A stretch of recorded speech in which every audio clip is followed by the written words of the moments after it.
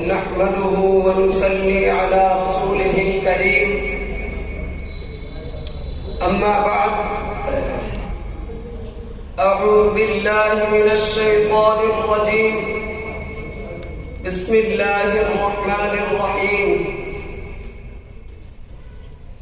وَلَهُنَّ مِثْلُ الَّذِي عَلَيْهِنَّ بِالْمَعْرُوفِ صدق اللہ العظیم۔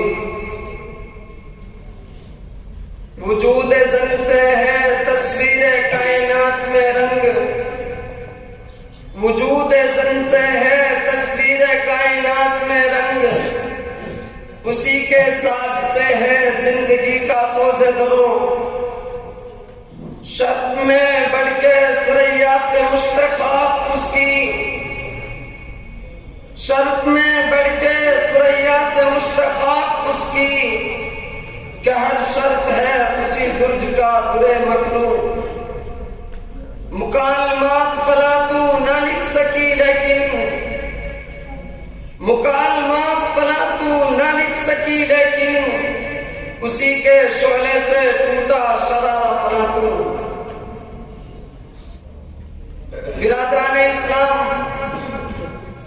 آج کی اس بزم سخن میں میرا موضوع کلام ہے وقت کا سلگتا ہوا موضوع حقوق نسواں، یعنی اسلام میں عورتوں کے حقوق۔ دانشوران قوم و ملت اسلام کا صحیح طور پر مطالعہ کرنے سے ہمیں معلوم ہوتا ہے کہ اسلام نے عورتوں کو جو مقام و مرتبہ بخشا ہے اور جو حقوق عطا کیے ہیں، دنیا میں شاید ہی کسی مذہب نے عورتوں کو وہ عظمت و رفعت، حقوق و انصاف، عزت و بلندی عطا کی ہے۔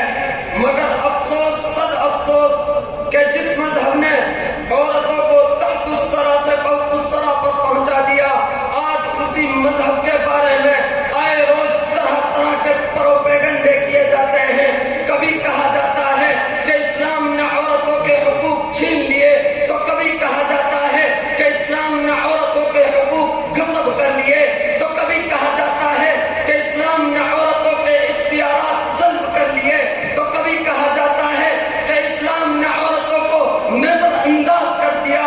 لیکن ارباب علم و دانش ان کی ان باتوں میں ذرہ برابر بھی سچائی نہیں ہے، بلکہ آپ اسلام کا مطالعہ اس جہت سے کریں کہ اسلام سے پہلے عورتوں کو کیا مقام حاصل تھا، تو آپ بساختہ بول اٹھیں گے کہ عورت تحت الثری تھی، اسلام نے اسے فوق الثری پر پہنچا دیا۔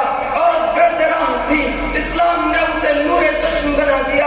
عورت کانٹوں کے بستر پر تھی، اسلام نے اسے پھولوں کی سیٹ پر بٹھا دیا۔ عورت موت و حیات کی کشمکش میں تھی، اسلام نے اسے زندگی عطا کر دی۔ عورت زیب میخانہ تھی، اسلام نے اسے زینت کا شانہ بنا دیا۔ عورت کندھے کی بوجھ تھی، اسلام نے اسے سر کا تاج بنا دیا۔ عورت پائمال تھی، اسلام نے اسے باکمال بنا دیا۔ عورت نامراد تھی، اسلام نے اسے بامراد بنا دیا۔ عورت محض دل لبانے کی چیز تھی، اسلام نے اسے روح کا سکون بنا دیا۔ عورت ذہن تھی، اسلام نے اسے دوا بنا دیا۔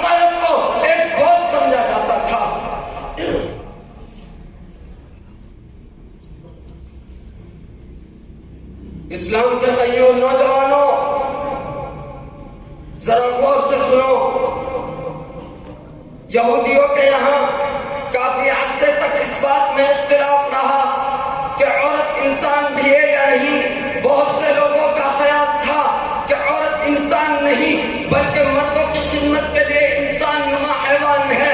ہندوؤں کے یہاں عورتوں کی جداگانہ حیثیت تسلیم نہ کی جاتی تھی. اگر شوہر مر جائے تو قابل فخر عورت وہ سمجھی جاتی تھی جو شوہر کی چتا کے ساتھ زندہ جل کر مر جائے.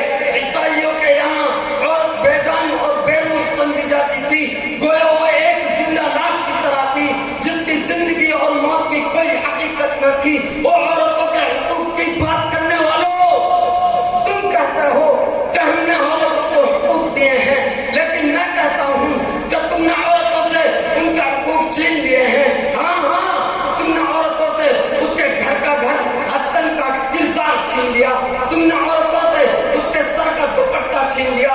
تم نے عورتوں کے حسن کو ایک تماشا بنا دیا. تم نے عورتوں کی خوبصورتی کا سرعام مذاق بنا دیا. تم نے عورتوں کے دل سے اس کی ممتا چھین لی. تم نے ایک ماں کو اس کے بیٹے سے الگ کر دیا.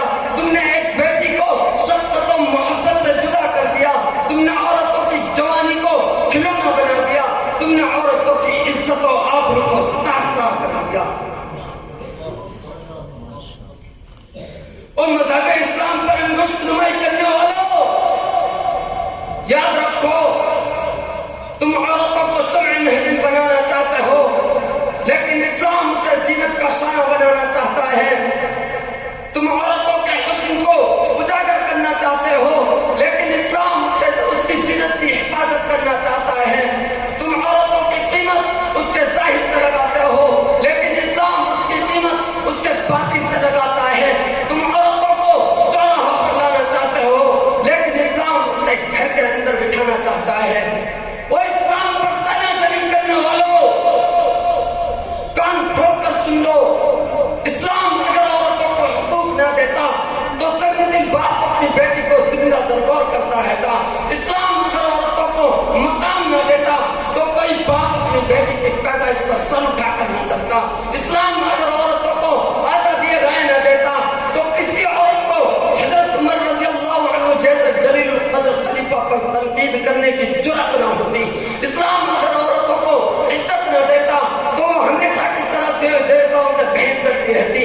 اسلام اگر عورتوں کو بلندی عطا نہ کرتا تو سیدہ امامہ رضی اللہ عنہ کی پرورش کے بارے میں صحابہ رضی اللہ عنہ میں اختلاف نہ ہوتا. اسلام اگر عورتوں کو مرتبہ عطا نہ کرتا تو ماں کی خدمت پر جنت کی تمنا کوئی نہ کرتا. اسلام اگر عورتوں کو گھر نہ دیتا تو مسلم خواتین کے لیے بھی ریٹائل ہاؤس اور اولڈ ہاؤس بنے ہوتے ہیں. اور عورتوں کو نیچ اور کمزور سمجھنے والوں، اسلام میں عورتوں کا مقام دیکھنا چاہتے ہو تو آؤ اسلام سے پوچھو. تاریخ اسلام کے عورت آج بھی اس بات کی شہادت دیتے ہیں. وہ عورت ہی تھی جس کے لیے عرش الہی سے سلام آتا تھا. وہ عورت ہی تھی جس کے لیے کالی کملی والے نے اپنی چادر مبارک بچھا دی تھی. وہ عورت ہی تھی جس نے صلح حدیبیہ کے موقع پر امام کائنات کو نیک مشورہ دیا تھا. وہ عورت ہی تھی جو ان کے پہاڑ پر چڑھ کر آپ صلی اللہ علیہ وسلم کو کھانا پہنچایا کرتی تھی. وہ عورت ہی تھی جس نے آپ صلی اللہ علیہ وسلم کے لیے اپنی کمر کا پٹا پھاڑ دیا تھا. وہ عورت ہی تھی جس نے اپنا سارا مال آپ صلی اللہ علیہ وسلم کے قدموں میں نچھاور کر دیا تھا. وہ عورت ہی تھی جس نے گھبراہٹ کے وقت آپ صلی اللہ علیہ وسلم کو حوصلہ دیا تھا. وہ عورت ہی تھی جس کی گود میں آپ صلی اللہ علیہ وسلم نے آخری لمحے گزارے تھے. وہ عورت ہی تھی جس نے اسلام کی خاطر سب سے پہلے اپنی جان کا نذرانہ پیش کیا تھا. اے دنیا والوں، ذرا ایسا مذہب بتاؤ تو صحیح، مجھ کو ایسا قانون دکھاؤ تو صحیح جس میں بیٹی کی تربیت کو جنت کی ضمانت بتایا گیا ہو، جس میں ماں کا کلمہ کرے جنت بتائی گئی ہو، جس میں والدین کو اب تک کہنے کی اجازت نہ ہو، جس میں بیوی کو دنیا کا بہترین متاع قرار دیا گیا ہو، جس میں عورتوں کی مرضی کے بغیر اس کا نکاح حرام ہو، جس میں ماں کا درجہ باپ سے 3 گنا زیادہ ہو، اور میں ان فیشن پرست مردوں کی مشابہت اختیار کرنے والی خواتین کو بتانا چاہتا جو مردوں کی مساوات اختیار کر لی تو آج کا کلچر عورت کا حق اور فیشن سمجھتی ہے. میں تو صاف کہتا ہوں وہ عورت نہیں بلکہ تہذیب کا چہرہ یہ ایک بدنما دھبا ہے. اس لیے اللہ کے بندو عورت کو عورت ہی رہنے دو. اسی میں اس کا بھلا ہے, اسی میں اس کا فائدہ ہے, اسی میں سماج اور معاشرے کی عزت ہے, اسی میں گھر اور بچوں کی خیر ہے, اسی میں دین اور دنیا میں کامیابی ہے.